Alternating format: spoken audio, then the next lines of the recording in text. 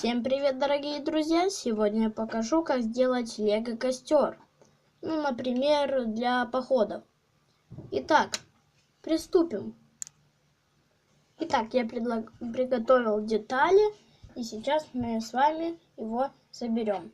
Еще, пожалуй, возьмем пластинку, куда мы это будем делать. Итак, первым делом, пластинка нам понадобится. Вот такие вот две детали. То есть это как крест или знак плюса.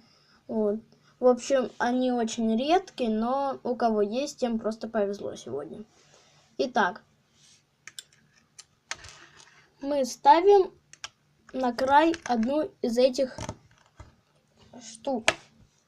Вот так вот приблизительно.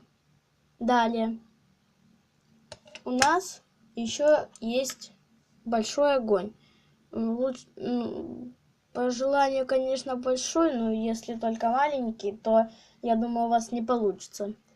Итак, мы берем другую, здесь есть дырочки, и мы просовываем огонь туда. Так, мы это сделали. Дальше здесь тоже есть дырочка, здесь у нас немного торчит. В общем, мы должны просунуть вон туда вот. Раз, и мы просунули. И сделать форму как снежинки. Вот так вот. А далее можно просто вокруг обделывать. Итак, например, это уже можете делать как хотите, когда хотите. То есть это не принципиально, как, по-моему, делать. Но я просто как бы покажу пример. Так, вот я уже заканчиваю. Ставлю последнюю. И вот что у нас получилось. Так вот покажу.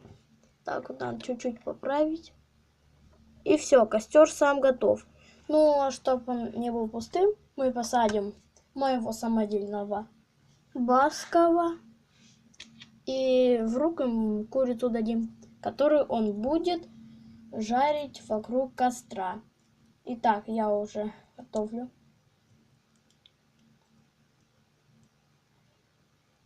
Все, у меня все готово.